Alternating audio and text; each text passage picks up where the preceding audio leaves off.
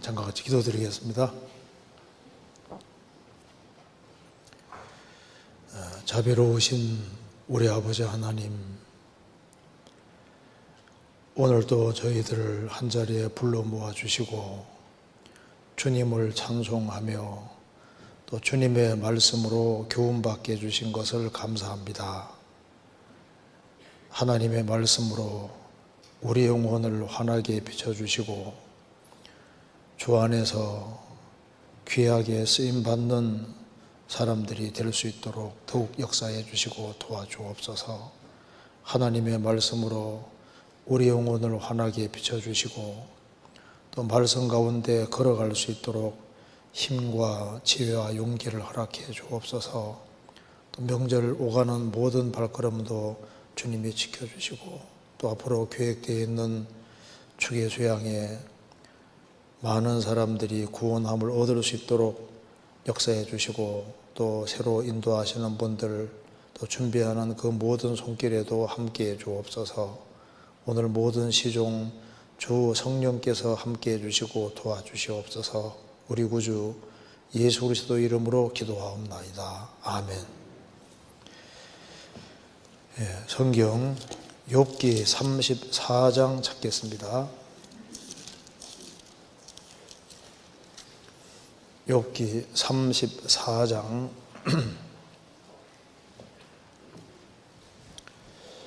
33절을 제가 읽겠습니다. 34장 33절입니다. 하나님이 내 뜻대로 갚으셔야 하겠다고 내가 그것을 싫어하느냐? 그러면 내가 스스로 택할 것이요 내가 할 것이 아니니 너는 아는 대로 말하라. 네, 거기까지입니다. 네, 명절 잘 보내셨습니까? 네. 네. 오늘 설교를 좀 빨리 끝낼까 생각을 했는데 빨리는 못 끝낼 것 같고 12시 반 전에 최대한 끝내도록 해보겠습니다. 왜냐하면 이 본문이 생각보다 아주 중요한 본문이고 우리가 마음속에 새겨야 될 아주 중요한 말씀이기 때문에 좀 말씀을 좀 드려보려고 합니다. 여기에 이제 이 욥기 34장은 이제 엘리후가 욥과 세 친구의 변론을 다 듣고 난 이후에 욥과 세 친구를 책망하면서 하시는 말씀입니다. 특별히 이제 욥을 향해서 하시는 말씀인데 33절에 하나님이 내 뜻대로 갚으셔야 하겠다고 내가 그것을 싫어하느냐?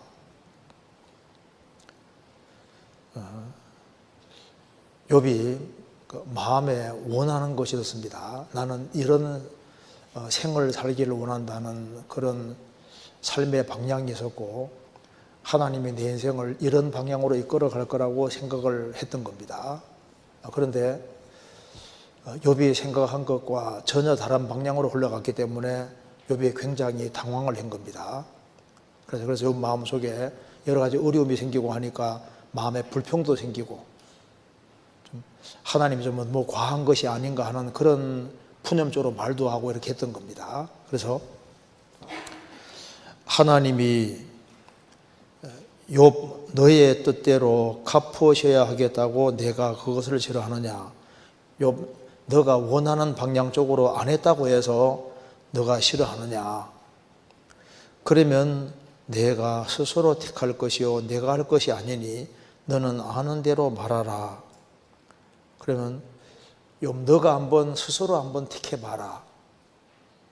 그럼 너 스스로 선택해서 인생의 방향을 끌고 갈 때 그것이 가장 영광스러운 인생이었겠느냐? 아니면 하나님께서 인생의 방향을 이렇게 틀어서 아주 엄청난 고난의 길로 이끄셨는데 이것이 이런 방향으로 하나님이 택하신 이것이 잘한 것이냐? 아니면 너가 생각하는 대로 너가 원하는 방향대로 하는 것이 잘한 것이냐? 너 한번 아는 대로 한번 얘기해봐라. 이렇게 얘기를 했습니다. 그래서 오늘 하나님의 뜻과 인간의 뜻이, 사람의 뜻이 충돌될 때 이런 일은 항상 벌어집니다. 내가 원하는 뜻이 있는데 내 생각과 예상 다르게 인생이 흘러가잖아요. 그래서 하나님의 뜻과 인간의 뜻이 이제 충돌이 될 때, 여기 엘리후가 말한 대로 내가 그것을 싫어하느냐? 너의 원대로 안 됐다고 해서 너가 싫어하느냐? 그러면은 너가 한번 스스로 택해봐라. 너가 스스로 택한 것이 제일 좋은 길이었겠느냐?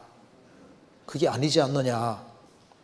너 한번 아는 대로 얘기해봐라, 이렇게 얘기를 하고 있습니다. 그래서 이걸 하나님의 뜻과 그 인간의 뜻이 충돌될 때 답은 정답은 당연한 겁니다. 그걸 같이 한번 검토를 잠깐 해보겠습니다. 자, 이 성경 속에 하나님의 뜻이 드러나 있습니다. 하나님은 우리가 잘 아는 대로 진선미로 충만하신 분입니다.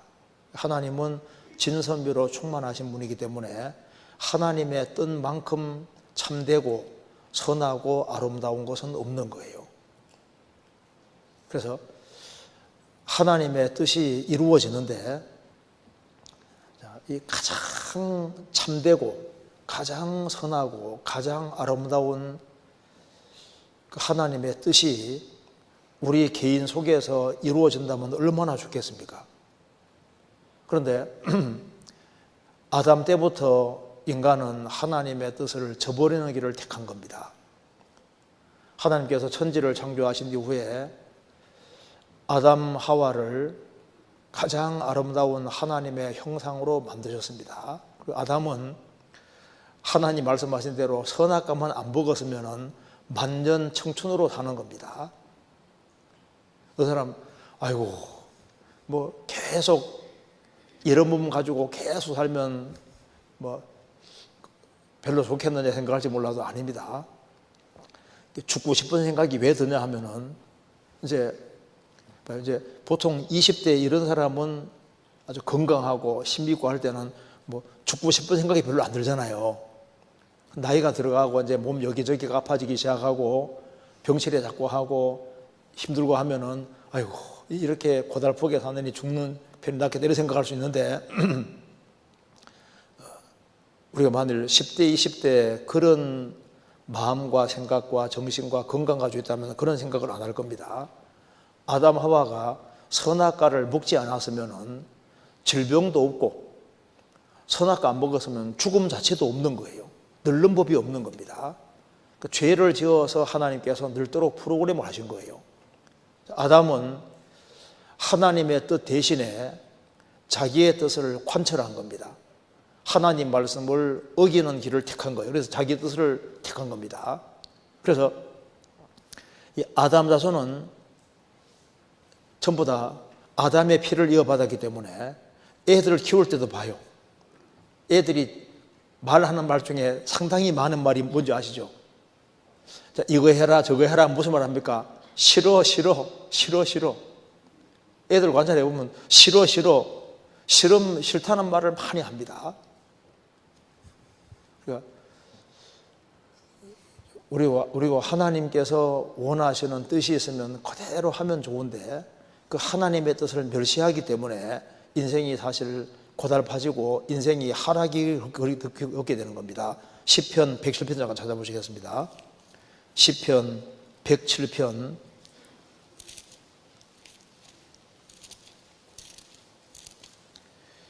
107편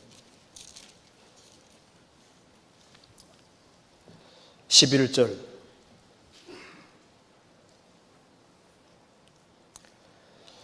사람이 흑암과 사망의 그늘이 앉으며 곤고와 쇠사슬에 매임은 하나님의 말씀을 거역하며 지존자의 뜻을 멸시함이라.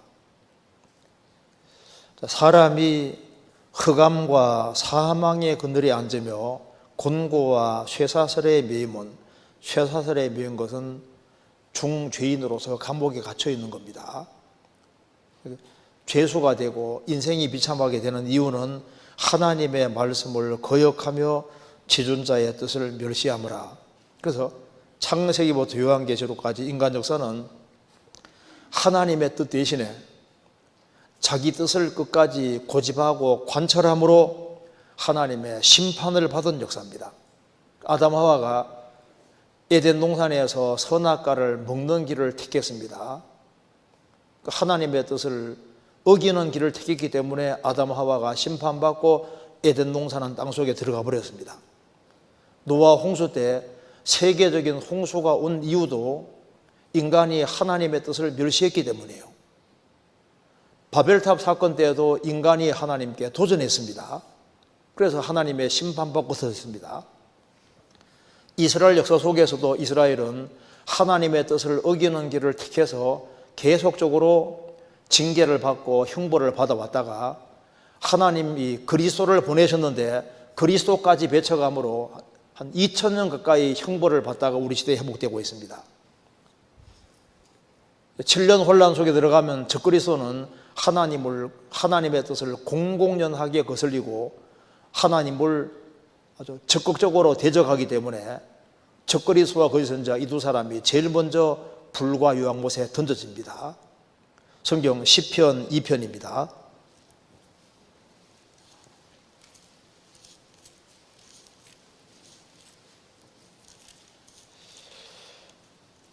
시편 2편 1절 어찌하여 열방이 분노하며 민족들이 허사를 경영하는고 세상에 군왕들이 나서며 관원들이 서로 꾀하여 여호와와 그 기름 받은 자를 대적하며 우리가 그 맨 것을 끊고 그 결박을 벗어버리자 하도다.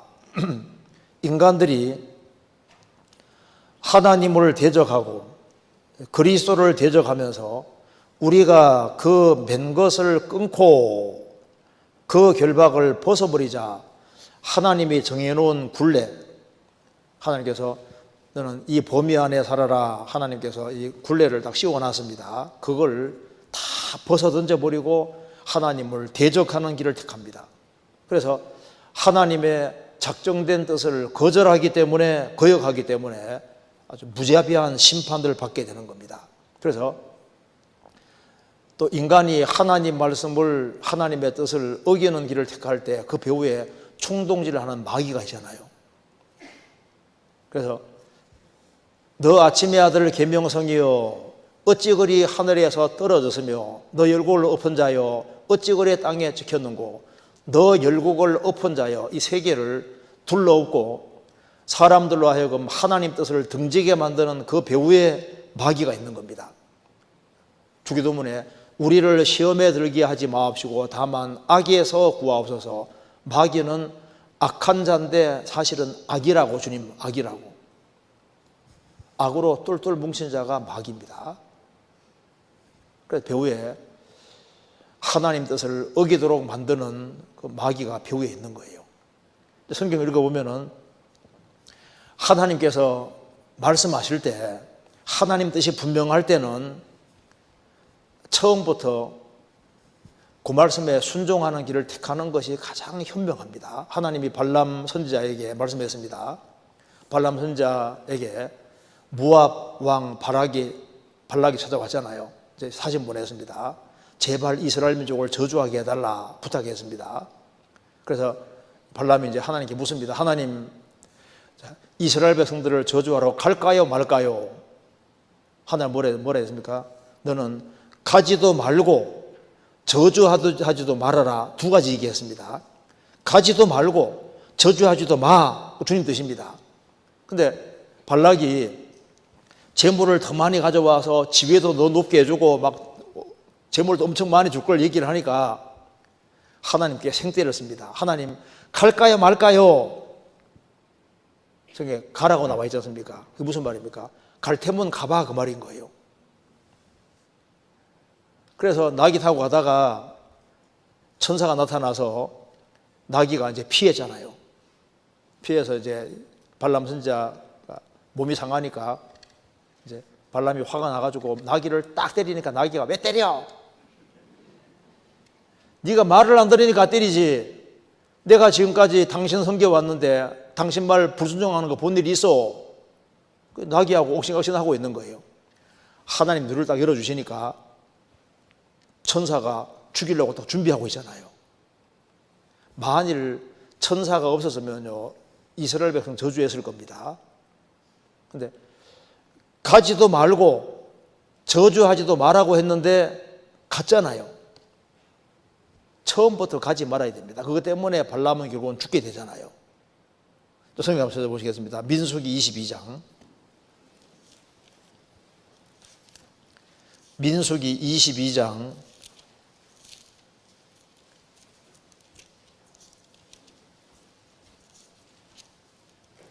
12절.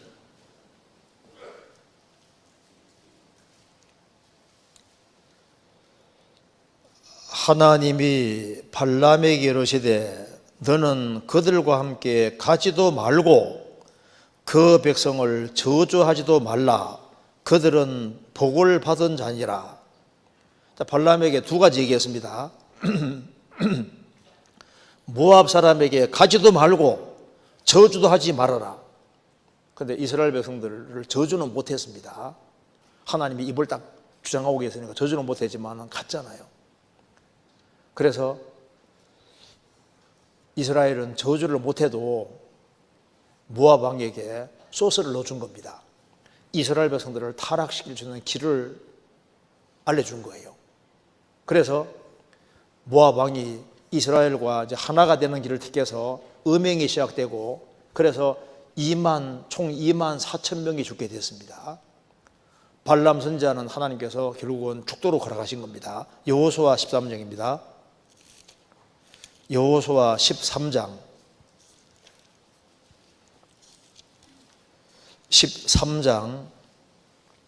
22절 340페이지입니다.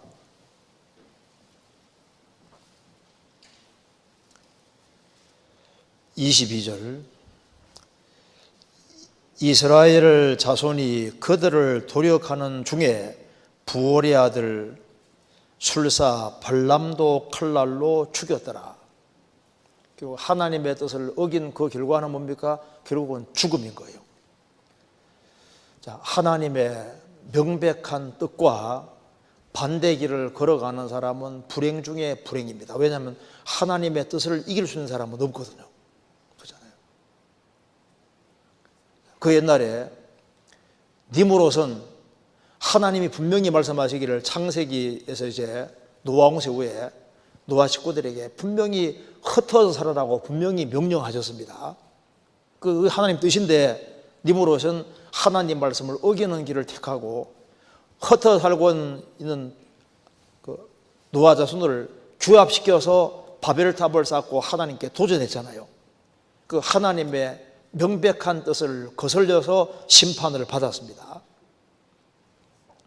성경에 그런 얘기로 가득합니다.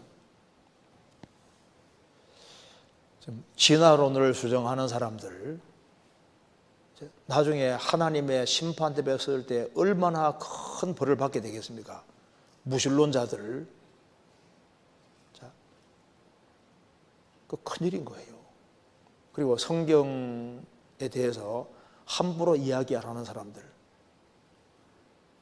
성경이 진리인데 성경을 거스르는 것이 얼마나 무서운 죄가 됩니까?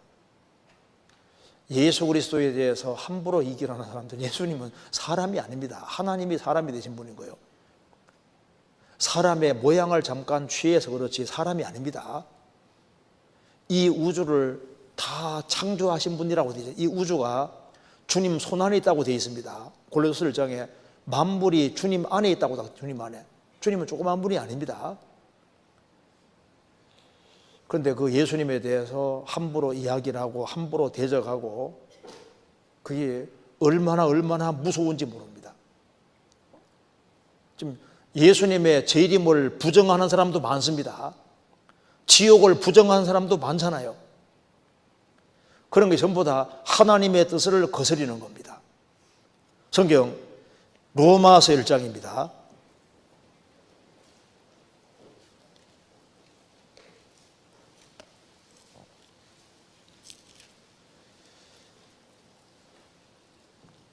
1장 26절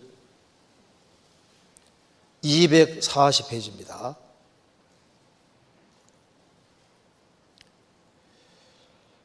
이를 인하여 하나님께서 저희를 부끄러운 욕심에 내어버려 두셨으니 곧 저희 여인들도 순리대로 쓸 것을 받고 영리로 쓰며 이와 같이 남자들도 순리대로 여인 쓰기를 버리고 서로 향하여 음욕이 불리듯하며 남자가 남자로 더불어 부끄러운 일을 행하여 저희의 그릇 때문에 상당한 보응을 그 자신에 받았느니라. 이 말씀에 순리란 말이 나와 있습니다. 순리. 그래서 순리란 말이 나와 있고 26절에 영리란 말이 나와 있죠. 이게 무슨 말이냐면은 순리라는 말 원래 원어 뜻이 뭐냐면 태어날 때부터 위에서부터 원래부터 주어진 그런 뜻입니다. 그러니까 여자 남자 결혼해 사는 것은 이게 하나님께서 그게 원래부터 프로그램 속에 넣어주신 거예요. 하나님 뜻이니까. 영리라는 건 뭐냐면 하나님의 뜻을 의도적으로 거스리는 겁니다. 영리. 그러니까 하나님의 뜻을 거스리는 게 영리거든요. 그러니까 고린도 전서 11장에도 남자가 긴 머리가 있으면은 너희 본성이 욕되는 걸 가르치지 아니하느냐. 그 본성이란 말도 순리란 말입니다. 위로부터 주어진 거다 그 말입니다. 그러니까 여자들이 머리를 너무 짧게 하고 있다든가 이렇게 하면 이상하다 생각이 들잖아요. 남자가 막 여자는 머리를 길게 하면 이상하다 생각이 들잖아요. 그러니까 왜냐하면 그렇게 프로그램이 위에서부터 주어져 있다 그 말입니다. 원래부터. 그러니까 원래부터 주어진 것이 하나님의 뜻인데 그걸 이제 거스리는 것이 영리인 거예요. 영리. 기준이라는 것이 있다 그 말입니다. 그러니까 하나님의 뜻이 있는데 사람들은 이제 하나님께 뭘 물으러 올 때도 자기가 뜻을 다 정해놓고 물으러 오는 사람이 있는 거예요. 그러면 자기 마음에 맞으면 아멘하고 안 맞으면 그냥 그 하나님 뜻을 저버려 버립니다. 자, 예레미야 시대에도 그런 일이 있었습니다. 이제 바벨론 제국의 왕이 쳐들어와서 이스라엘을 아주 박살내고 그리고 이제 이스라엘 사람들의 많은 사람을 포로로 잡아갔습니다. 그리고 예루살렘에 남아있는 사람을 위해서 총독 하나를 세워놨는데 한 사람이 총독을 죽여버린 거예요. 그러니까 이제 예루살렘에 있는 사람들이 겁이 났습니다. 바벨론 왕이 세운 총독을 죽였으니 이제 바벨론 왕 쳐들어와서 예루살렘을 다시 한번 박살낼 거라 생각하니까 위험하다 생각이 들어가니까 그래서 애굽으로 내려가고자 했던 겁니다. 내려가기 전에 이게 혹시 하나님 말씀을 어길지도 모르니까 일단 예레미야에게 물어봐야 되겠다 싶어서 예레미야에게 오는 겁니다. 근데 벌써 마음속에는 내려가기로 결정 다 하고 이제 오는 거예요. 이러면 안 되는 겁니다. 성경 한번 찾아보시겠습니다. 예레미야 40장.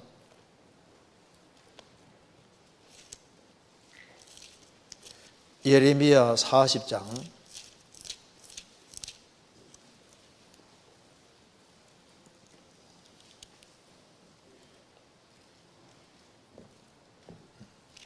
예레미야 40장부터 해서 이제 44장까지 쭉 가면은 이제 이게 쭉 얘기가 나와 있는데요. 이제 40장에 보면은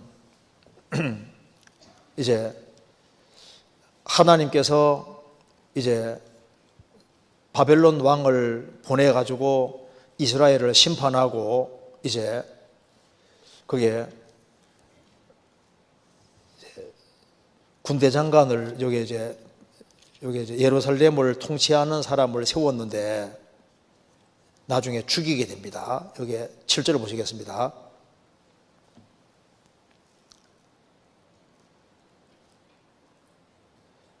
들에 있는 군대 장관들과 그들의 사람들이 바벨론 왕이 아이감의 아들 그달랴를 이 땅 총독으로 세우고 남녀와 유아와 바벨론으로 옮기지 아니한 빈민들을 그에게 위임하였다함을 듣고 그래서 저게 바벨론 왕이 그달랴를 총독으로 세웠습니다. 그런데 이 총독을 한 사람이 살해합니다. 그래서 이제 덜컥 겁이 난 거예요. 그래서 여기 보면은 42장 1절입니다.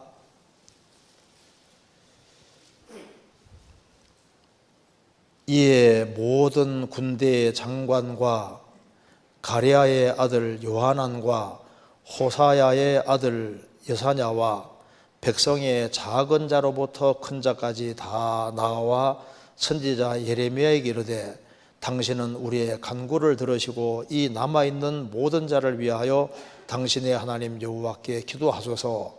당신이 묵도하시거니와 우리는 많은 중에서 조금만 남아사오니 당신의 하나님 여호와께서 우리의 마땅히 갈 길과 할 일을 보이시기를 원하나이다.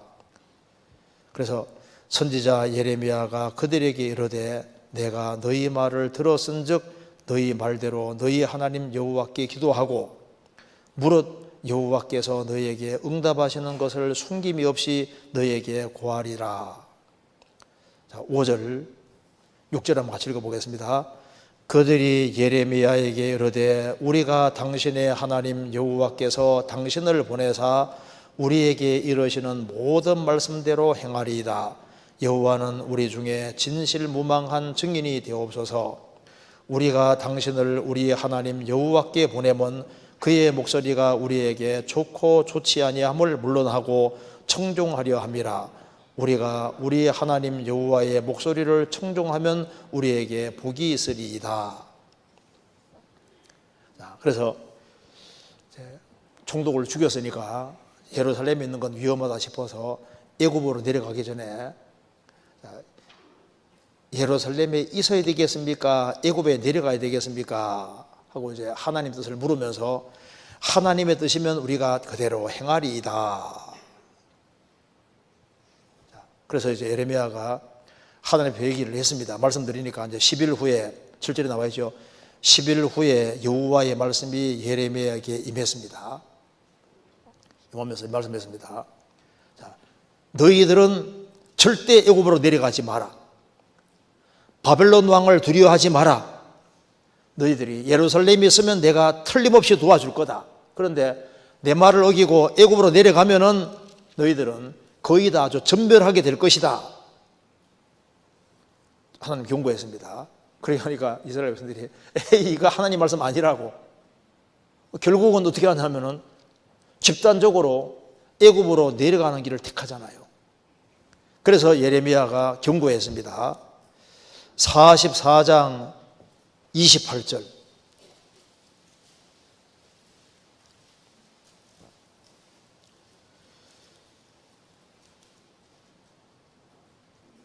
(27절부터) 제가 읽겠습니다. 27절. 보라 내가 경성하여 그들에게 재앙을 내리고 복을 내리지 아니하리니 애굽 땅에 있는 유다 모든 사람이 칼과 기근에 망하여 멸절이리라. 그러한즉 칼을 피한 소수의 사람이 애굽 땅에서 나와 유다 땅으로 돌아오리니 애굽 땅에 들어가서 거기 우거하는 유다의 모든 남은 자가 내 말이 성립되었는지 자기들의 말이 성립되었는지 알리라. 예레미야는 정말 유명한 사람이었습니다. 왜? 예레미야가 이스라엘 망한다 하는 말씀대로 그대로 임하는 걸 그들이 봤습니다. 예레미야 말대로 되는 것을 봤고, 그래서 하나님께 정확히 여쭈고 정확히 정답이 내려와서 하나님의 뜻은 예루살렘에 머무르라, 하나님 신뢰하고 머무르라고 말씀하셨는데 그들은 얼른 눈에 봤을 때는 예루살렘은 위험하고 이집트는 안전한 거로 보이니까 자기의 생각대로 움직이는 길을 택했습니다. 그래서 하나님 말씀했습니다. 내 말이 성립되었는지 자기들의 말이 성립되었는지 알리라. 항상 누구 말이 성립합니까? 하나님 말씀이 성립하니까 하나님의 뜻이 명백할 때는 하나님 말씀을 꽉 붙잡는 게 지혜로운 거예요. 자, 지금까지 성경대로 되어 왔고 지금도 성경대로 되어지고 1.1핵도 성경대로 되는 것이 분명한데도 불구하고 그걸 보면서도 말씀을 안 붙잡는 사람들이 있습니다. 인생을 살다 보면은 항상 하나님 말씀이 되고 하나님 뜻대로 됐으니까 가장 현명한 길은 주님 뜻이 명백할 때는 그거 딱 붙잡는 게 가장 현명한 겁니다. 환경 믿지 말고 자기 상황 보지 말고 말씀이 어떻게 되느냐 그거 보고 따라가야 되는, 그래야 지혜로운 겁니다.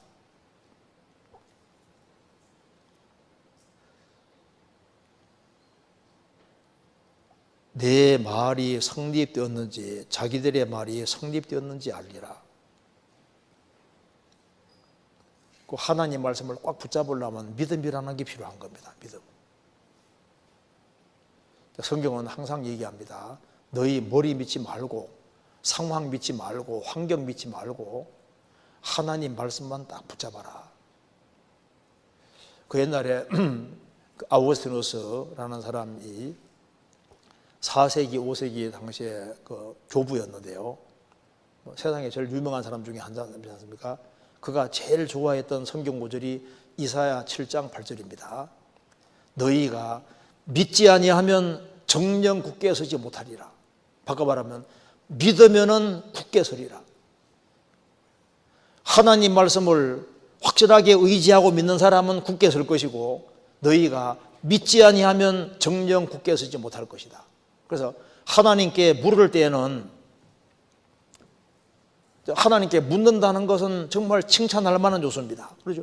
우리 시대 보세요. 자기 사다 시대처럼 자기 소견에 옳은 대로 행하였더라. 자기 주관 방법대로 살아가는 시대인데 여기 하나님께 물으러 나온 건 얼마나 좋은 거예요. 그런데 묻는다고 해서 꼭 옳은 길을 가는 것은 아닙니다. 물을 때 자기가 결론 다 내리고 나오면은 그건 하나님께 물으러 나오는 게 아닙니다. 그러니까 주일날 말씀 들으면서도 수요일 말씀 들으면서도 말씀 듣는 가운데 자기 골라 먹거든요. 골라서 자기 마음에 맞으면은 받아들이고 자기 마음에 안 드는 건 빼버리고, 그러니까 선택적으로 신앙생활을 하잖아요. 그것도 합당하지 않습니까? 그래서 자기 생각에 맞으면 따라가고 생각이 안 맞는 것은 그건 딱 뒤로 밀어버리고, 그래서 자기 고집과 방법대로 합니다. 미리 결정해놓고 이 사람 저 사람이 물어서 자기에게 유리하게 답이 나오면 그걸 딱 따라가는 식으로. 그러니까 주님의 명백한 말씀이 내려올 때는 딱 그거 붙잡는 게 현명한 거예요. 애굽으로 내려가지 마 하면 내려가지 않는 그것이 제일 현명한 일이잖아요. 내려가서 그대로 망했습니다. 성경에는 정답이 주어졌습니다. 명확한 답이 주어졌으면 그걸 바꿀 수가 없어요. 그래서 독일의 바하, 음악의 아버지 바하 아시나? 요즘 바흐라고 하는 것 같더라고. 바하가 얘기잖아요. 하나님이 마침표 찍은 곳에 물음표 찍지 말아라. 하나님이 무엇은 무엇이다 그 찍은 데다가 물음표 찍지 마라 그 말입니다. 의문 토 달지 마라 그 말입니다.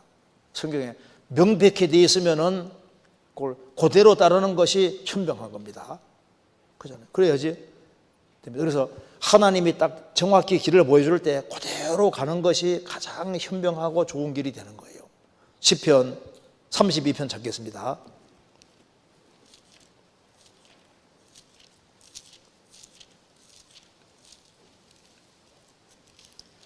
(32편) 8절입니다.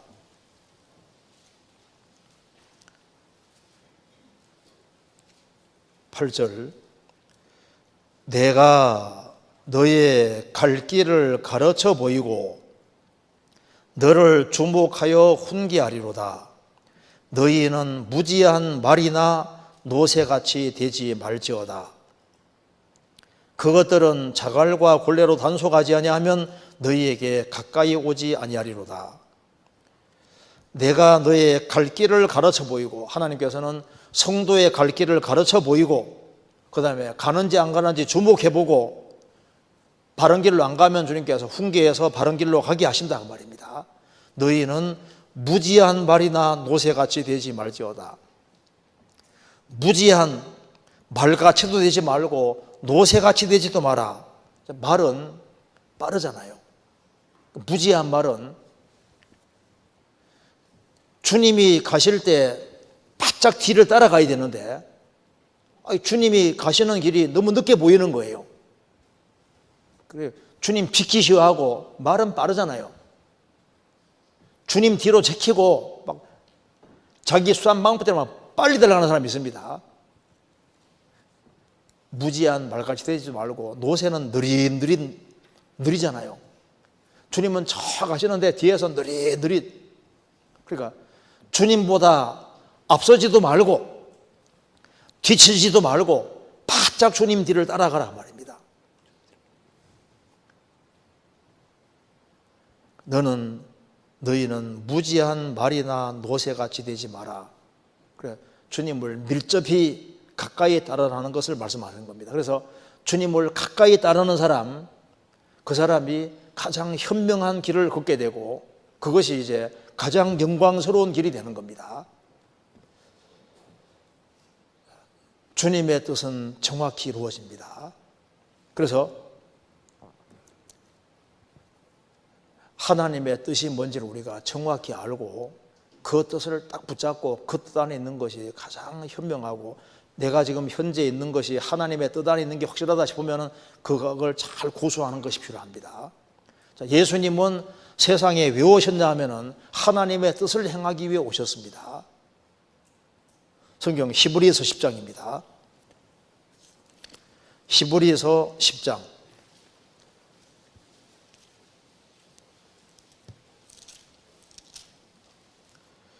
히브리서 10장 6절입니다. 전체로 번제함과 속죄제는 기뻐하지 아니하시나니 이에 내가 말하기를 하나님이여 보시옵소서 두루마리 책에 나를 가르쳐 기록한 것과 같이 하나님의 뜻을 행하러 왔나이다 하시니라. 예수님은 하나님의 뜻을 행하러 오셨고 10절 이 뜻을 조차 예수 그리스도의 몸을 단번에 들이심으로 말미암아 우리가 거룩함을 얻었노라. 예수님은 한 마리 속죄제물로 죽는 것이 하나님의 뜻입니다.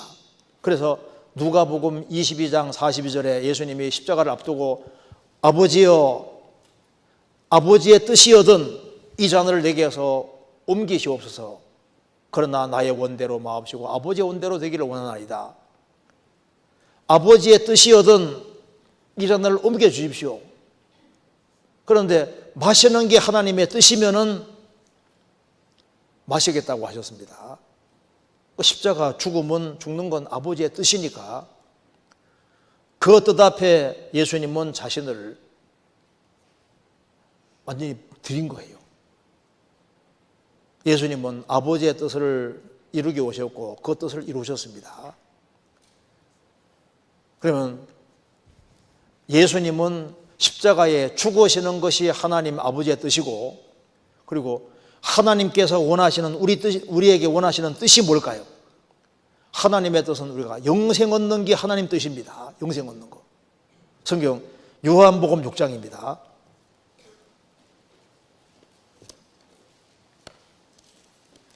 요한복음 6장 40절.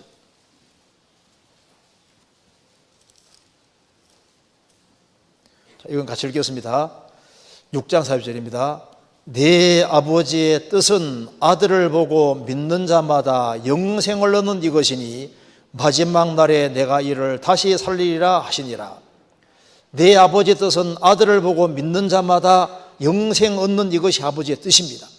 그래서 마귀는 믿지 못하도록 부추기고 성령께서는 구원 안 받은 사람이라 할지라도 배후에서 믿도록 유도하십니다.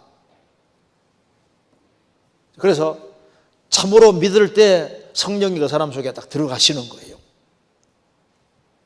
그래서 이제 우리가 구원을 받았습니다. 구원을 받았으면은 영생 얻는 게 하나님 아버지 뜻인데 영생을 얻었으면은 영생 얻은 사람에게 하나님의 뜻이 있는 겁니다. 우리에게.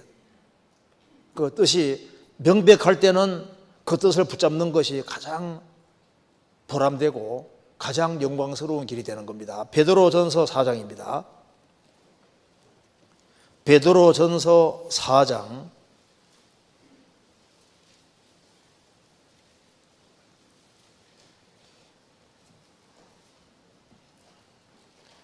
4장 2절.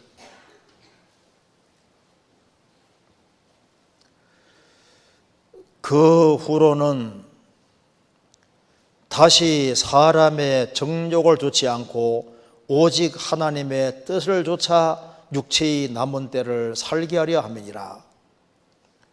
구원받기 전에는 우리 육신을 따라 우리 마음대로 살았습니다. 이제 영생을 얻는 그 아버지 뜻이고, 영생 얻은 사람에게 하나님 원하시는 뜻이 있습니다. 오직 하나님의 뜻을 좇아 육체의 남은 때를 살게 함이니라. 구원받은 그날부터 주님 앞에 갈 때까지 육체의 남은 때는 오직 하나님의 뜻을 좇아 육체의 남은 때를 살기를 원하시는 겁니다. 우리는 왜 사느냐? 하나님의 뜻을 위해 지금 살고 있는 거예요. 하나님의 뜻. 우리에게 원하시는 뜻이 있습니다. 그러니까 그럼 우리가 왜 성경을 배우냐 하면은 하나님의 뜻을 좇아 남은 때를 살아야 되는데 그 하나님의 뜻이 뭔지를 잘 모르니까 하나님 뜻을 배우기 위해서 성경을 바르게 배워야만, 그래야만 하나님 뜻을 정확히 알 수가 있는 거예요. 베드로 성경 로마서 12장입니다. 로마서 12장.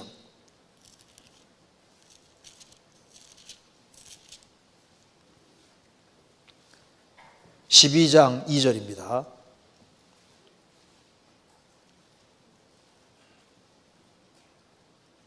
12절. 너희는 이 세대를 본받지 말고 오직 마음을 새롭게 함으로 변화를 받아 하나님의 선하시고 기뻐하시고 온전하신 뜻이 무엇인지 분별하도록 하라. 너희는 이 세대를 본받지 말고 오직 마음을 새롭게 함으로 변화를 받아 하나님의 선하시고 기뻐하시고 온전한 뜻이 무엇인지 분별하도록 하라. 그러니까 하나님의 뜻이 뭔지를 정확히 알아야 됩니다. 그래서 하나님의 뜻이 내 마음속에 가득할 때 그 하나님의 뜻 가운데 행할 수 있게 되는 겁니다. 성경 골로새서 1장입니다. 골로새서 1장 9절입니다.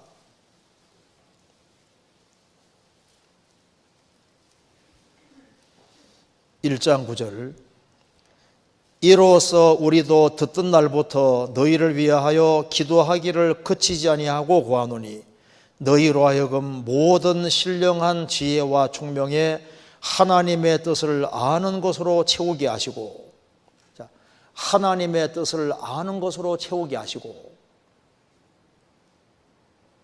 구원을 받아서도 육체의 남은 때를 하나님의 뜻 가운데 살아야 되는데 하나님의 뜻을 제대로 분별하지 못하면 덜렁덜렁 세상을 막 살아가는 거예요. 뜻이 하늘에 이룬 것 같이 땅에서도 이루어지이다. 하나님의 뜻이 땅에 이루어지는 것처럼 우리 개인에게 원하시는 계획이 우리 통해서 이루어져야 되는데, 그러기 위해서는 하나님의 뜻이, 나를 향하신 뜻이 뭔지를 정확히 분별할 필요가 있는 겁니다. 우리가 한 사람이 구원받으면은 구원받은 사람에게 원하시는 하나님의 뜻이 있습니다. 그리고 우리를 향해서 끊임없이 계속적으로 말씀하시는 것이 있습니다. 그러니까 성령을 소멸치 말며 한 이유가 뭐냐면 성령의 불길을 끄지 말고 성령이 교회들에게 하시는 말씀을 들을지어다. 성령이 교회에게 하시는 말씀도 있고 우리 각자에게 하시는 음성이 있거든요. 그래서 우리에게 하나님 원하시는 것을 계속 말씀하시는데 도대체 나를 향하신 뜻이 무엇인지를 모르고 살 수도 있는 거예요. 그러니까 하나님의 선하시고 온전하시고 기뻐하시는 뜻이 뭔지를 분별하고 하나님의 뜻을 아는 것으로 채우게 하시고, 그러니까 성경을 가까이 하지 않는데 어떻게 뜻을 알 수 있겠습니까? 요한복음 7장에서 예수님이 말씀했습니다. 사람이 하나님의 뜻을 행하려 하면, 이 말이 하나님께로 왔는지 내가 스스로 말함인지 알리라. 사람이 하나님 뜻을 행하려는 그 의지가 있을 때, 바르게 살려는 갈망이 있을 때 주님께서 길을 알려주시는 겁니다. 그래서 자기가 갈 길을 정확히 알고 하나님의 뜻이 뭔지를 확실하게 알면 인생 헤맬 이유가 없는 거예요. 우리 각자에게 코스가 분명히 있습니다. 우리 개개인의 원하시는 하나님 뜻이 있고, 나를 구원하셨을 때는 내 인생을 작품으로 만들라는 계획이 틀림없이 있어요. 욥이라는 사람에게만 하나님의 계획이 있습니까? 아니잖아요. 욥이라는 사람에게 하나님의 뜻이 있었습니다. 우리 개인에게도 하나님 뜻이 틀림없이 있는 거예요. 욥이 말했습니다. 욥이 말하기를 나의 가는 길을 오직 그가 아시나니 그가 나를 단련하신 후에는 내가 정금같이 나오리라. 욥기 23장에 말씀했지 않습니까? 나의 가는 길을 오직 그가 아시나니, 내가 가는 길이 있고 코스를 주님 정해놓고 그 길을 걸어가는 게 하나님 뜻입니다. 그가 나를 단련하신 후에는 내가 정금같이 나오리라. 바울 사도도 하나님 원하시는 뜻이 있습니다. 나의 달려갈 길과 주 예수께 받은 사명 곧 하나님의 은혜의 복음을 증거하는 일을 마치려 하면은 나의 생명을 조금도 귀한 거로 여기지 아니하노라. 나의 달려갈 길과 바울 사도가 달려갈 길이 있었습니다. 그게 주님 뜻입니다. 주 예수께 받은 사명 곧 하나님의 은혜의 복음 증거하는 일을 마치려 하면은 나의 생명을 조금도 귀한 걸 여기지 아니하노라. 베드로 사도 요한에게 원하시는 뜻이 있습니다. 베드로 사도는 전도하다가 나중에 거꾸로 십자가 못 박혀 죽는 것이 하나님의 뜻입니다. 사도 요한은 요한계시록까지 기록하고 자연사하는 게 하나님의 뜻이에요. 각자에게 원하는 길이 있습니다. 우리 개개인에도 원하시는 뜻이 있습니다. 예레미야는 눈물의 선지자인데 예레미야도 하나님 부르심 받고 그리고 인생 속에서 하나님의 원하시는 뜻과 길이 있는데 그 길을 눈물이 흐르지만 그 길을 걸어갔어야 되는 겁니다. 내가 하나님 원하시는 길로 갈 수가 있을까? 이게 좀 중요한 문제지 않습니까? 이거 성경 한번 찾아보시겠습니다. 예레미야 23장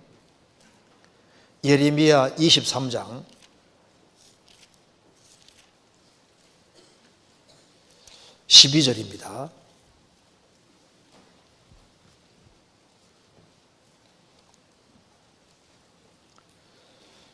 (23장 12절) 1087페이지입니다. 그러므로 그들의 길이 그들에게 흑암 중에 미끄러운 곳과 같이 되고 그들이 밀침을 받아 그 길에 엎드러질 것이라. 그들이 벌하는 해에 내가 그들에게 재앙을 내리리라. 여호와의 말이니라. 여기서 우리가 알아야 될 것이 있습니다. 인생의 길을 걸어가는 데는 자기가 나 이 길을 걸어가야지 한다고 걸어갈 수 있는 게 아니에요. 지금 이것은 거짓 일꾼에 대해서 하신 말씀입니다. 그러므로 내가 그들의 길이 그들에게 흑암 중에 미끄러운 것 같이 되고, 거짓 선자의 길을 걸어가면 주님이 길이 미끄러운 곳이 돼서 그냥 미끄러지면 크게 다치잖아요. 미끄러운 것이 되고 그들이 밀침을 받아 그 길에 엎드러질 것이라. 하나님 말씀을 등지는 길을 걸어가면 밀침을 받아 누구 확 밀어가지고 그냥 엎드러지게 만드시는 겁니다. 그래서 그들을 벌하는 해에 내가 그들에게 재앙을 드리리라. 여호와의 말이니라. 그래서 인생의 걸음의 주장자는 자기가 아닙니다. 인간은 연약합니다. 그래서 나는 내 인생을 내가 이 코스로 걸어갈 거야. 근데 하나님의 도움 안 받으면 미끄러지고 밀침받아 거꾸로 진다고 되어 있잖아요. 내 인생의 주장자는 내가 아닙니다. 배후에 하나님이 계시는 거예요. 그래서 마음이 바르게 되어 있으면 주님께서 그 사람이 원치 않는 가장 영광스러운 길로 이끄시고, 합당하지 아니하면 주님께서 길을 다 꺾어버린다니까요. 성경 예레미야 10장입니다.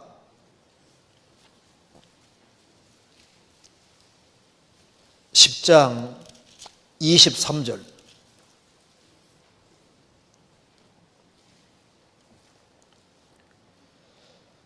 여호와여 내가 알거니와 인생의 길이 자기에게 있지 아니하니 걸음을 지도함이 걷는 자에게 있지 아니함이니이다. 여호와여 내가 알거니와, 이거 알아야 됩니다. 인생의 길이 자기에게 있지 아니하니 걸음을 지도함이 걷는 자에게 있지 아니하니이다. 내가 내 길을 걸어가는 것처럼 보이지만은 배후에 하나님이 계시기 때문에, 의롭고 걸어가신 하나님이 계시기 때문에 내가 내 생각과 내 방법대로 길을 걸어간다고, 잘 걸어간다고 착각하면 안 됩니다. 인생의 걸음을 지도하는 것은 걷는 자에게 있는 게 아닙니다. 배후에 절대적으로 지혜롭고 전지전능하시고 무한한 지혜를 가진 분이 배후에 딱 계시는 거예요. 인생을 만들어 가시는 분이 따로 배후에 계시는 겁니다. 잠언 16장입니다.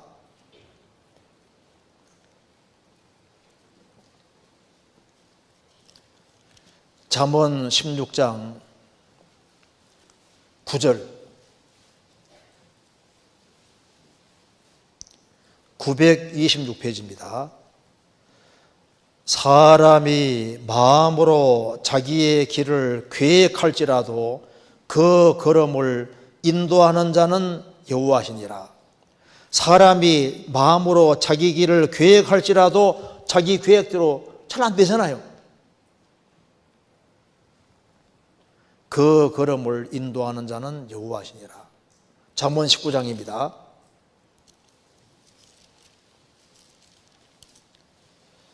19장 21절 같이 읽겠습니다. 사람의 마음에는 많은 계획이 있어도 오직 여호와의 뜻이 완전히 서리라. 사람의 마음에 많은 계획이 있어도 오직 여호와의 뜻이 완전히 서리라. 그래서 거짓 선지자가 하나님을 등지는 길을 택할 때 길이 점점 더 미끄러워지게 되고, 그들의 길은 흑암 중에 미끄러운 곳이 되고, 그리고 밀침을 받아서 그 길에서 엎드러질 것이다. 벌하는 해가 온다고 되잖아요. 반대로 말하면은 하나님께서 하나님 앞에 바른 마음과 태도로 행하면은 그들의 길은 견고하게 됩니다. 흑암의 길이 아니라 광명한 길이 되고, 그 길이 넓어지게 되고 실족하지 않게 되고, 밀침을 받는 게 아니라 하나님이 딱 인도해서 축복받는 길로 쫙 인도하시는. 그러니까 인생 살아가는 데 있어서 바른 마음과 태도가 그렇게 중요한 거예요. 우리 태도 불량이라 하지 않습니까?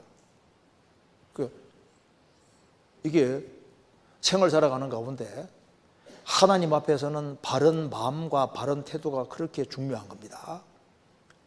성경 창세기 20장 보면은 아비멜렉 왕이 사라를 취했습니다. 꿈에 나타나셨습니다. 하나님께서 옆에 있는 여자는 너의 남의 아내다. 에? 하나님 몰랐는데요. 분명히 아브라함은 자기 누이라고 했고 사라는 오라비라고 했습니다. 나는 온전한 마음과 깨끗한 손으로 했습니다. 나도 그런 줄 알았기 때문에 내가 사라 가까이 못하게 막았다고 했습니다. 이방 왕이었지만은 온전한 마음과 깨끗한 손으로 행할 때는 주님께서 범죄를 막아주셨잖아요. 인생 배후에 모든 것을 주장하시는 분이 계시는 겁니다. 그래서 바른 태도라는 것이 아주 중요한 것이 되는 겁니다. 그리고 우리 팔자 고쳤단 말이에요. 팔자. 인생이 딱 펴지는 게 뭐냐면요, 인생에서 딱 전환점이 있는데 아담 자손으로 살다 보면은 이제 그 인생이 되는 거예요. 아담만에 살던 인생이 팔자를 딱 고치고 운명이 딱 바꿔지게 하는 길이 뭡니까? 그게 바로 회개와 신앙인 겁니다. 확실한 회개와 확실한 신앙을 가지면은 인생 전환이 딱 이루어지는 겁니다. 회개와 신앙. 그래서 하나님의 뜻에 자기를 던질 때 인생이 바꿔지는 거예요. 자, 베드로, 야고보, 요한, 안드레 어부입니다. 어부. 예수님이 길 가시다가 베드로와 안드레가 이제 그물 던지는 걸 보셨습니다. 나를 따라오너라. 내가 너희로 사람 낚는 어부가 되게 하리라. 즉시 버려두고 예수님 쫓아갔습니다. 그다음에 야고보와 요한이 아버지의 세배대와 한 가지로 그물을 깁는 걸 보시고 주님께서 부르시니까 배와 부친을 버려두고 예수를 쫓으니라. 주님 부르실 때 주님 뜻을 자기 뜻으로 받아들일 때 인생이 바뀌었습니다. 만일 베드로와 안드레, 야고보, 요한이 끝까지 그물을 고집했다면 어떻게 될까요? 자, 베드로, 안드레, 야고보, 요한 물고기 잡아먹다 죽다. 그 외에 그 인생 끝나버리는 거예요. 그런데 그들은 하나님의 뜻을 붙잡았기 때문에 인생이 완전히 달라졌습니다. 우리 인생도 만일 우리가 회개와 신앙을 통해서 그리스도에게 안 들어왔으면 우리 인생이 어떻게 되는 겁니까? 우리 인생이 그냥 그 인생이 되고 아무 가치 없는 인생이 되는 거예요. 많은 사람들이 하나님의 뜻에다가 자신을 던지지 않습니다. 어떤 사람은 연재 인생을 던지고 어떤 사람은 스포츠에 던지고 재물에 인생 던지고 세상 잠깐 사는 데는 좋을지 몰라도 잠깐 지나고 나면 아무것도 아닌 거예요. 하나님의 뜻에 자기를 던지는 그 사람이 가장 현명한 사람입니다. 그러니까 개인의 인생에도 터닝 포인트가 있는 것처럼 역사도 마찬가지입니다. 만일 솔로몬이 인생 말년에 우상 숭배를 안 했다면 나라가 두 쪽이 안 나는 거예요. 그런데 솔로몬이 우상 숭배한 그것 때문에 하나님께서 나라 두 쪽 냈다고 나와 있는데 그게 히브리 원어에는 아주 특별한 단어로 되어 있습니다. 한번 찾아보시겠습니다. 여기에 열왕기상 12장입니다.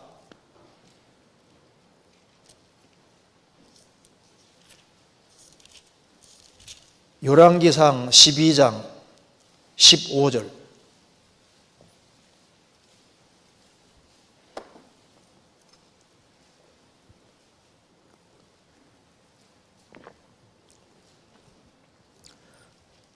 (535페이지입니다)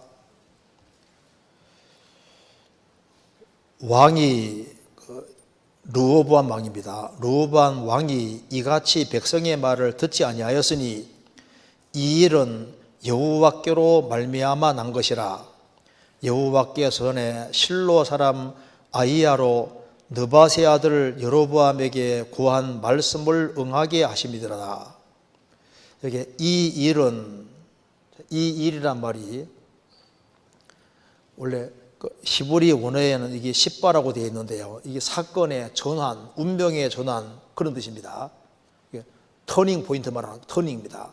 그러니까 이제 왜 솔로몬이 죽은 이후에 르호보암 왕이 왜 결국은 나라가 두 쪽 나도록 허락했느냐? 그 하나님이 그렇게 허락하셨다는 겁니다. 하나님께서 그런 터닝 포인트를 만드신 거예요. 이 사건에 전환이 생기게 만드셨다 그 말입니다. 그러면 이런 원인이 생긴 원인이 뭐냐 하면은 여기 솔로몬이 죄 지은 것 때문에 하나님께서 나라를 두 쪽 내는 것이 하나님의 뜻이 돼버린 거예요. 그러니까 솔로몬이 불순종하는 길을 택해서 원래 이스라엘을 영광스럽게 하려고 했는데 솔로몬이 범죄한 것 때문에 하나님께서 사건의 상황의 전환을 만들어서 이제 나라가 두 쪽 나는 것으로 시작되도록 이렇게 된 겁니다. 사건의 전환이 딱 이루어진 거예요. 지금 이스라엘은 2000년 유랑 생활하다가 우리 시대에 회복되고 있잖아요. 이스라엘을 하나님께서 우리 시대에 딱 회복시킨 것은 뭡니까? 사건의 전환이 딱 갑자기 생긴 거라고요. 우리 시대 이스라엘이 회복되면서 마지막 징조가 한 번에 쫙 나타나잖아요. 그 할린제이라는 사람이 아직도 살아 있는데요. 그 성서대연 옛날에 MBC에서 방영될 때 성서대연 그거 직접 이렇게 한 사람입니다. 근데 할린제이가 얘기한 것에 보면은 1948년이 참 중요한 때라는 겁니다. 제가 한번 읽어드리겠습니다. 1948년 이전과 이후가 상당히 달라졌는데 1948년이 역사의 돌적기다, 터닝 포인트가 된다 그 말입니다. 왜냐하면은 좀 읽어드리겠습니다. 지진이 1948년 이전과 이후를 비교했을 때 3배 이상 갑자기 증가했다는 겁니다. 그래서 1400년 관측으로 볼 때 1948년 이전과 이후 10개의 대형 지진 놓고 봤을 때 10번 중에 8번이 1948년에 이후에 있었답니다. 그리고 이제 이스라엘 독립하면서 그때 비슷한 시기에 우후죽순격으로 많은 민족들이 갑자기 독립했잖아요. 우리나라도 같이 독립하고 그렇게 하면서 민족 간의 분쟁, 나라 간의 충돌 이런 것이 점점 많아지게 됐고 1948년, 우리 45년, 48년 이때 이스라엘 독립하는 때와 비슷한 그때 갑자기 나라들이 쫙 독립을 하고 질병도 1948년 이후 갑자기 아주 심각하게 됐고 컴퓨터가 본격적으로 보급되고 역사 무대에 드러난 것도 1948년 이후랍니다. 텔레비전 방송이 상업 방송이 되고 퍼진 것도 48년 이후고 이스라엘 국가가 탄생한 것도 1948년 이후고 핵의 위협이 현실이 되고 그리고 이제 핵이 실제로 인류를 망하게 할 수 있다는 그런 위협도 이제 48년 그때를 전후해 가지고 이 갑자기 모든 게 돼 가지고 지금 이스라엘이 독립하는 것과 때를 같이 해서 한꺼번에 모든 것이 쫙 펼쳐지는 그래서 48년의 특별한 시기라고 얘기를 하는데요. 여기에 이 일은 여호와께로 말미암은 것이라 나라가 두 쪽 나는 것이 하나님께서 그렇게 허락하신 거예요. 이스라엘이 갑자기 독립되는 것도 하나님 허락하심으로 되어진 겁니다. 솔로몬은 하나님이 원래는 정말 영광스럽게 해주려고 했는데 그가 스스로 내리막길을 택했습니다. 성경 읽어보면은 솔로몬은 처음에는 여호와를 사랑했다고 했습니다. 좀 지나가니까 여호와도 사랑하고 이방 여인들을 많이 사랑했다고 되어 있잖아요. 조금 더 시간 지나가니까 이방 여인들이 솔로몬의 마음을 돌이켰더라 나옵니다. 그 다음 더 가니까 솔로몬의 마음이 여호와를 떠났다고 되어 있잖아요. 그러니까 솔로몬이 처음부터 마음이 여호와 떠난 게 아니라 처음에는 하나님만 사랑했고 그 다음에는 이방 여인들을 사랑했고 그 다음에는 이방 여인들이 솔로몬 왕의 마음을 돌이키게 했고 그 다음에는 솔로몬 스스로가 마음이 하나님께 떠나버렸고 그래서 우상 숭배도 했기 때문에 하나님께서 그 벌로 나라를 두 쪽으로 딱 나눠버린 거예요. 솔로몬이 지금 천국에서 얼마나 그 애통해 할까요? 야, 그때 내가 그렇게 안 했으면 역사가 완전히 달라지는 건데 원래 주려고 했던 그 엄청난 것에서 솔로몬은 이방 여인을 사랑함으로 해서 결국은 어떻게 결국은 아래로 내려가는 인생을 살은 겁니다. 그렇잖아요. 자, 이거 우리가 알아야 될 것이 있습니다. 더 나은 인생을 살 수 있는 길이 있는 거예요. 주님은 더 나은 길을 주려고 하는 게 하나님 뜻입니다. 제가 우찌무라 간조를 한번 읽어드리겠습니다. 우찌무라 간조는 거듭난 크리스찬입니다. 일본의 유명한 학자고 독실한 크리스찬이었습니다. 제가 한번 읽어드리겠습니다. 우찌무라 간조가 한 얘기입니다. 병이 들어도 좋다. 나는 다만 하나님의 뜻을 아는 것만이 소원이다. 가난해도 좋다. 나는 다만 하나님의 뜻을 아는 것이 소원이다. 사람들에게 미움을 받아도 좋다. 나는 다만 하나님의 뜻을 아는 것만이 소원이다. 나는 나의 불행에 극치는 하나님의 뜻을 모르는 데 있다. 나는 질병을 두려워하지 않는다. 나는 가난을 두려워하지 않는다. 고독을 두려워하지 않는다.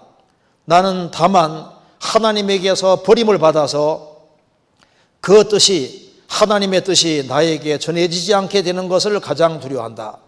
하나님 원하옵나니 나에게 어떤 혼란이 닥쳐도 좋사오니 당신과 나의 사이에 영적인 교제가 끊어지지만 않게 하시옵소서. 우찌무라 간조 간절한 소원입니다. 어찌 하든 간에 하나님의 뜻을 알고 그 뜻 가운데 살아가는 그 간절한 소원이 소원. 하나님께서는 우리에게 원하시는 뜻이 있습니다. 적당한 선에서 인생 사는 거 말고 정말 우리 인생이 빛나게 되는 걸 원하시잖아요. 자, 엘리야 당시에도 엘리야 밑에 생도들이 많이 있었습니다. 그런데 누가 가장 빛난 인생이 됐습니까? 엘리사. 왜 그럴까요? 엘리사는 바짝 엘리야를 따라갔습니다. 열왕기하 2장 보면은 이제 하나님께서 길갈에서 이제 엘리야를 길갈에서 이제 베델로 보내십니다. 그때 엘리사는 기어코 따라가잖아요.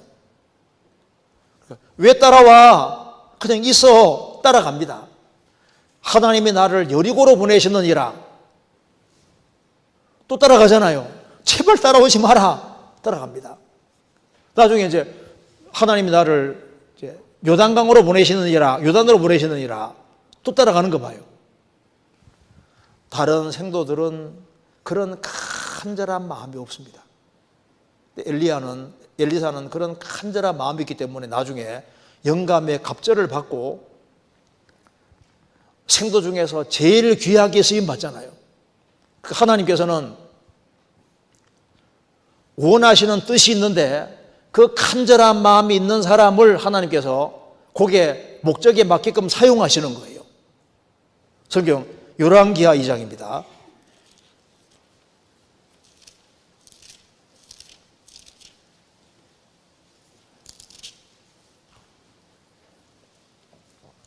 (2장 1절)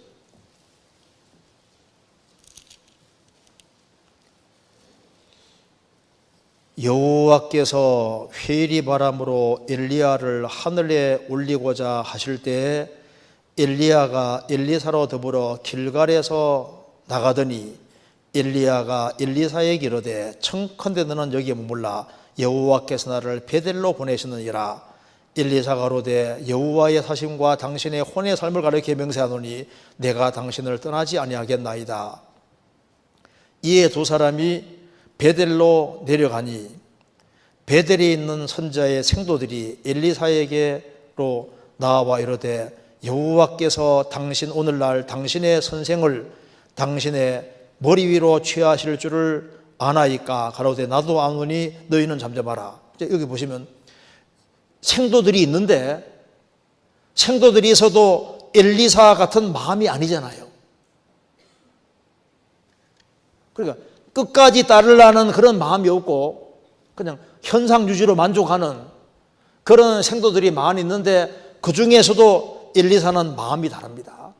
그래서 읽어보면은 길갈에서 베델로 여리고로 요단강까지 그대로 가잖아요. 끝까지. 엘리야가 승천하는 것을 보고 그 다음에 엘리사에게 능력이 갑자기 임했습니다. 그러니까 하나님께서는 사람에게 주고자 하는 것이 많이 있고 뜻하는 것이 많이 있는데 인간이 이 정도면 되지 하고 그냥 머물러 버리고 그 간절한 열망이 너무 적은 거예요. 자, 바울 사도가 아시아로 전도로 가는데 성령께서 막으셨습니다. 그러면 성령께서 막으실 때 그 성령의 뜻을 뿌리치고 아시아로 계속 갈 수도 있잖아요. 그런데 성령이 막으시기 때문에 성령에 대해 순종해서 유럽으로 먼저 전도하는 길을 갔습니다. 왜? 성령께서 원하시니까. 그래서 하나님께서 원하시는 뜻을 따르는 것이 제일 현명한 길이 되는 겁니다. 성경 사도행전 16장입니다.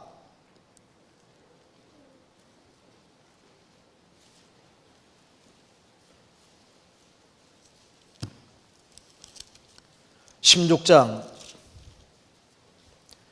6절입니다.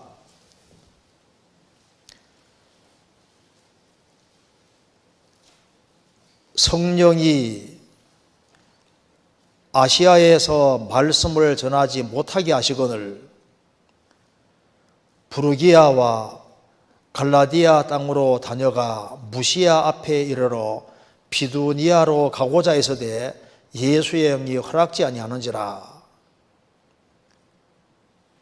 무시아를 지나 드로아로 내려갔는데 밤에 환상이 바울에게 보이니 마케도니아 사람 하나가 서서 그에게 청하여 가로되 마케도니아로 건너와서 우리를 도우라 하거늘.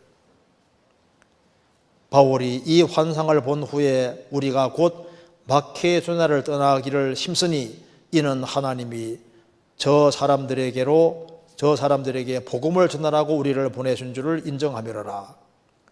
그러니까 아시아 쪽으로 가려고 하는데 성령이 이제 막으시고 예수의 영이 허락지 않기 때문에 그래서 유럽 쪽으로 향했습니다.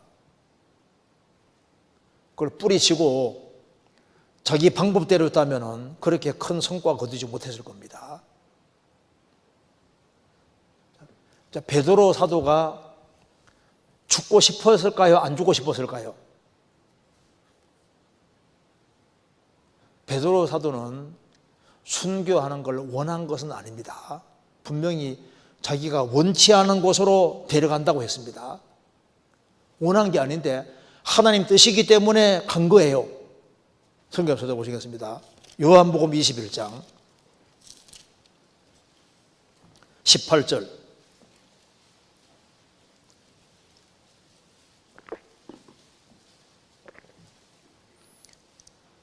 186페이지입니다.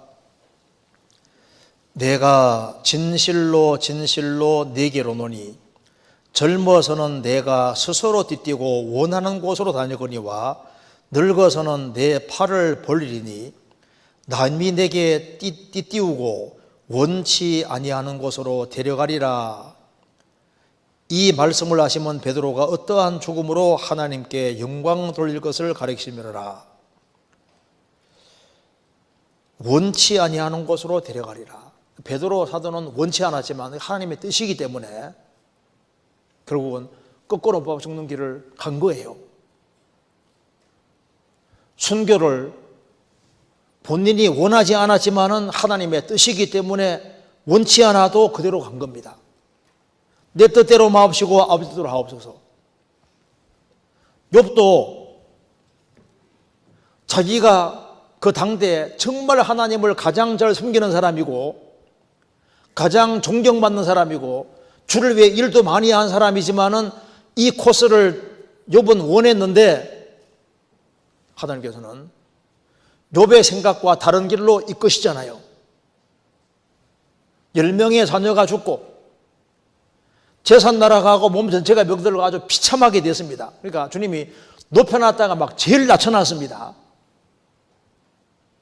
그러니까 욥이 이건 자기가 원하는 길이 아니다 그 말입니다. 그렇지만은 끝까지 인내하고 참음으로써 주님께서 그게 가장 영광스러운 길로 이끄신 겁니다. 우리가 원치 않아도 하나님의 뜻이면은 뜻 앞에 딱 굴복하면은 돌이켜보면 주님이 제일 좋은 길로 인도한 걸 알 수 있습니다. 원래 아펜젤러도 원래 일본 선교를 위해 준비하고 있었습니다. 그런데 한국을 가기로 한 친구가 갑자기 못 가게 돼가지고 대타로 본인이 한국에 들어오게 됐잖아요. 일본에 비해서 한국은 그때 굉장히 못 살았습니다. 그런데 한국에 와보니까 복음이 그렇게 잘 받아들이는 거예요. 그러니까 본인이 원하는 길이 있는데 원하는 길을 가지 않고 주님이 길을 엮었잖아요. 원래 키스 올라서도 우리의 복음 전에는 키스 올라서도 원래 네덜란드 선교사지 않습니까? 키스 올라서도 키스라는 게 이상한데 보통 케이스 골라서 원래 키스 골랐습니다. 키스 골라서도 원래 네팔 선교사라고 하려고 했었잖아요. 네덜란드에서 구원을 받고 그리고 이제 선교 훈련을 받고 이제 외선교부 소속을 해서 이제 한국에 들어오게 됐는데 그때가 1957년입니다. 원래 들어온 것이 원래 가려고 하는 것은 이쪽이 아닌데 한국에 오게 된 거예요. 그래서 1957년에 한국에 들어와서 언어를 배워서 전도를 했잖아요. 그러니까 사람이 자기가 원하는 것이 있는데 하나님 뜻이면 순종하면 나중에 들어보면 제일 좋은 길인 거예요. 제일 좋은 길. 하나님은 실수를 하지 않는 겁니다. 성경 에베소서 2장 찾겠습니다. 에베소서 2장 10절.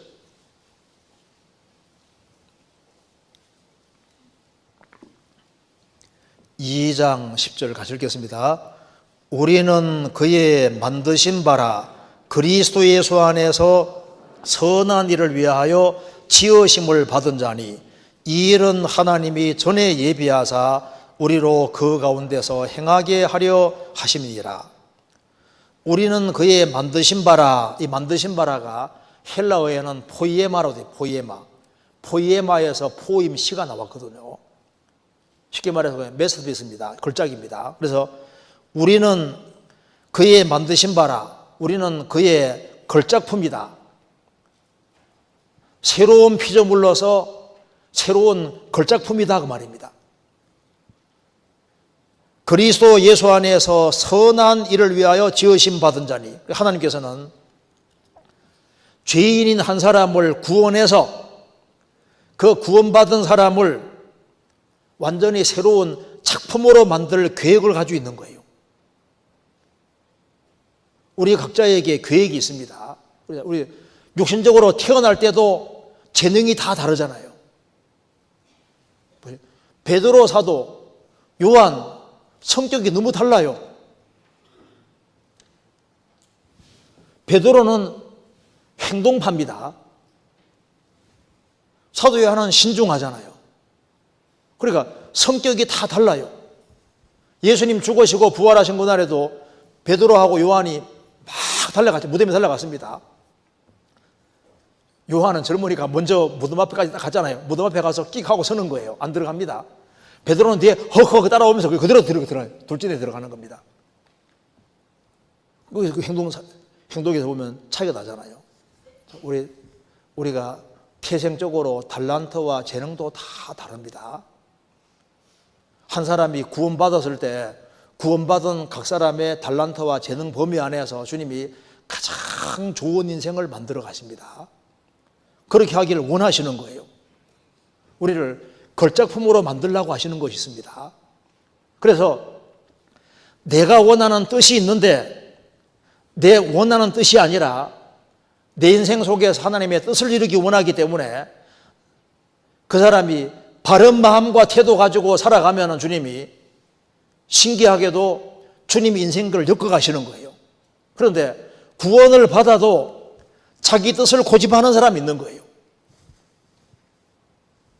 말씀을 받아들이는 것도 있는 그대로 안 받아들이고 자기 좋은 것만 딱 취하고 자기 마음에 안 드는 것 딱 받아들이지 않고 부분적으로 받아들이고, 그리고 주님이 그 사람 통해서 무슨 일을 하려고 하는 자유롭게 일을 할 수가 없는 겁니다.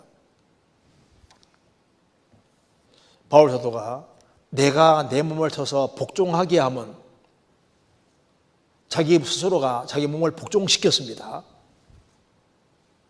남에게 전파한 후에 자기가 두려워 버림이 될까 두려워함이라. 버림이 된다는 건 실격자가 말하는 겁니다. 주님 앞에 쓰임 받는데 실격자가 될까 봐 자진해서 복종시킨다고 했는데, 그래서 구원을 받아서도 육신을 따라서 자기 편한 대로 이렇게 길을 걸어가면 하위 인생이 되는 겁니다. 주님이 원래 계획한 곳에서 자꾸 낮추거든요.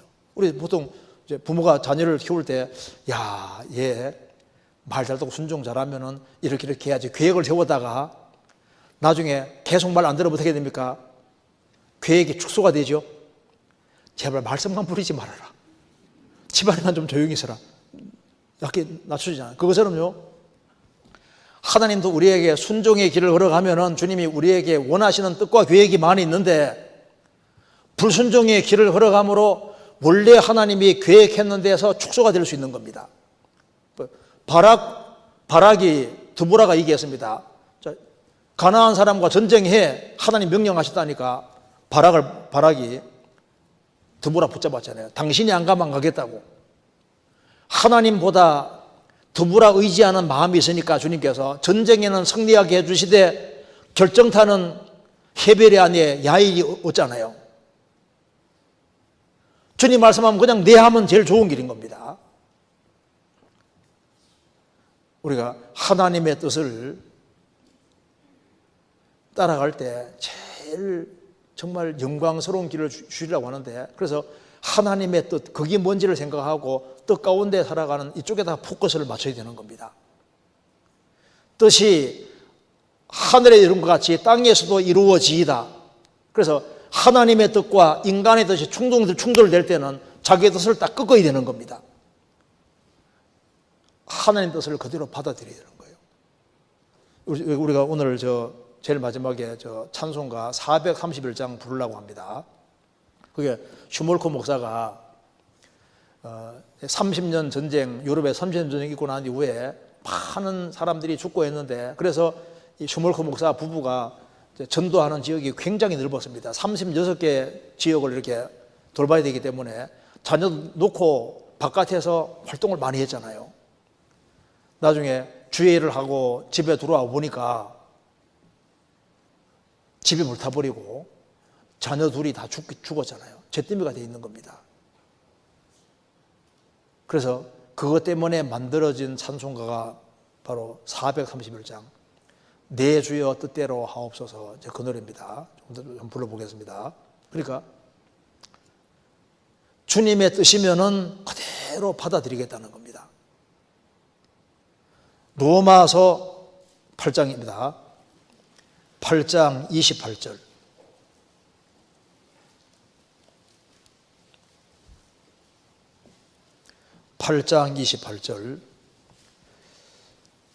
이 구절은 중요한 구절입니다. 우리가 알거니와 하나님을 사랑하는 자 곧 그 뜻대로 부르심을 입은 자들에게는 모든 것이 합력하여 선을 이루느니라.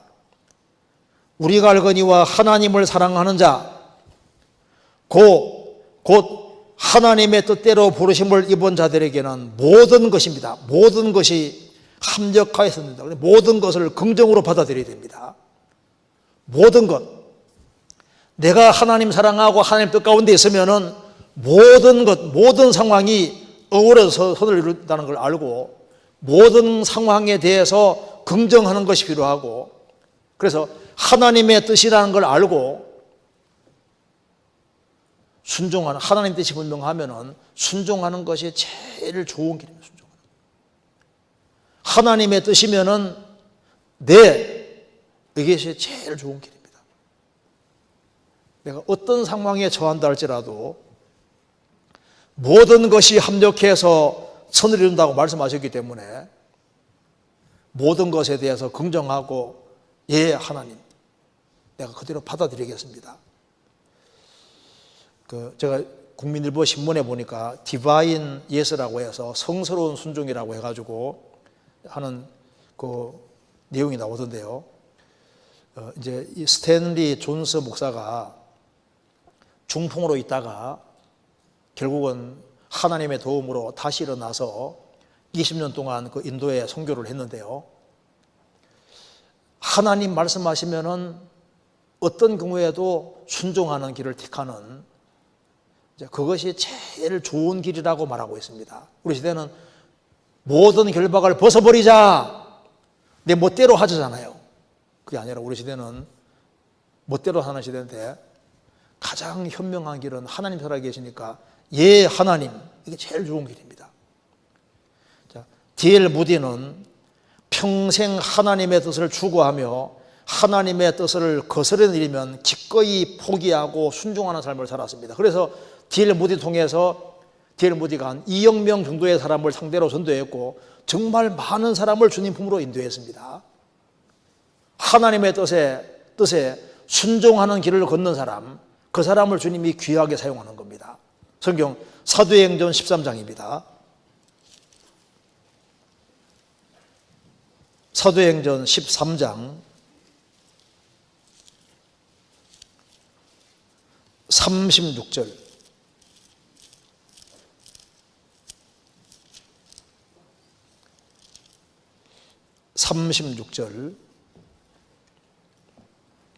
제가 읽겠습니다. 다윗은 당시에 하나님의 뜻을 조차 섬기다가 잠들어 그 조상들과 함께 묻혀 썩음을 당하였으되 다윗은 당시에 하나님의 뜻을 조차 섬기다가 잠들었다. 얼마나 아름다운 말입니까? 하나님의 뜻을 조차 섬기다가 잠들었다. 우리도 하나님의 뜻을 조차 섬기다가 잠들면은 가장 영광스러운 길이 되는 겁니다.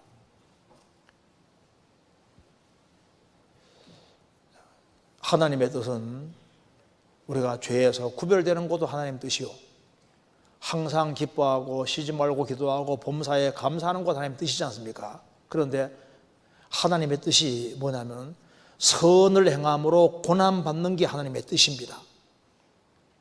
베드로전서 3장 17절에 말씀하시기를 선을 행함으로 고난받는 것이 하나님의 뜻이다. 고난받는 게 하나님의 뜻입니다.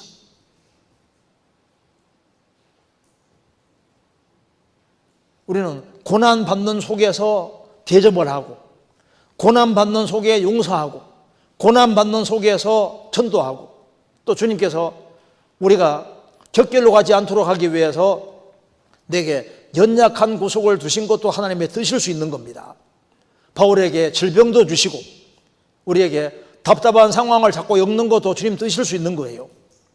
그러니까 베드로 고린도 후서 4장에 답답한 일을 당하여도 그 말 나오잖아요. 구원받은 사람 답답한 일을 당할 수도 있습니다. 생을 살아가는 가운데 왜 하나님이 나를 지구상에 남겨두셨느냐, 나를 남겨두신 뜻이 뭔지를 정확히 알아야 됩니다. 그리고 내가 지구상에 사는 나를 남겨둔 뜻을 확실하게 알면은 그 뜻을 그대로 수용하고 그대로 받아들이고 살아갈 때 그게 주님 원하시는 뜻인 겁니다. 우리 시대에 소리가 이기는 시대입니다. 큰 소리 치는 사람 이기는데 예수님 죽이라 죽이라는 소리가 이긴 것처럼 보였지만 예수님은 죽으시고 부활해서 승리하셨습니다. 진리가 이깁니다. 그리고 진리 가운데 행하는 사람, 하나님 뜻을 행하는 사람은 틀림없이 나중에 약속을 받게 돼 있고 이 세상도 그 정욕도 지나가되 오직 하나님의 뜻을 행하는 이는 영원히 가느니라. 하나님의 뜻을 행하는 사람은 영원히 가느니라. 욥은 하나님의 뜻 가운데 있었고 뜻 가운데 살았기 때문에 하나님이 욥을 가장 영광스럽게 만들어 주셨습니다. 욥기에서 말한 대로 하나님의 뜻과 인간의 뜻이 충돌될 때 너의 원대로 하지 않는다고 싫어하느냐? 싫어할 것이 없습니다. 그걸 그대로 수용하고 이해는 안 되지만 눈물은 흐르지만은 그대로 받아들이는 것이 가장 현명한 길이 되는 겁니다. 그래서 이제 엘리후가 책망한 대로 하나님이 내 뜻대로 갚으셔야 하겠다고 내가 그것을 싫어하느냐? 하나님의 뜻이면 싫어할 이유가 없고 긍정적으로 딱 받아들이고, 그리고 우리 각자 코스는 다르기 때문에 다른 사람 볼 필요 없습니다. 다 달라요. 어떤 사람은 정말 편안하게 살잖아요. 어떤 사람은 정말 인생이 아주 힘들고 기고합니다. 야곱에게 12아들이 있는데 10명 형들은 괜찮은데 11번째 요셉만 인생이 기구하잖아요. 왜 내 인생이 이렇게 기구하냐? 그렇다고 싫어하지 마라 그 말입니다. 왜 다른 사람 인생과 내 인생은 다르냐? 어떤 사람은 자식이 말 잘 듣는 사람은 자식이 말 안 들을 수도 있잖아요. 내가 그런 자식 받으려고 한 것도 아니잖아요. 우리 이해되지 못할 것이 많이 있지만은 하나님이 너의 원대로 안 했다고 싫어하느냐? 싫어하지 마라 그 말입니다. 그걸 그대로 수용하고 아멘하고 받아들이고, 그리고 거기에 하나님의 뜻과 섭리가 있다는 걸 믿으라 그 말이에요. 시간 지나가면 하나님께서는 하나님이시기 때문에 가장 영광스럽고 좋은 길을 엮는 것이 맞는 거예요. 바로 욥기가 그걸 보여주는 겁니다.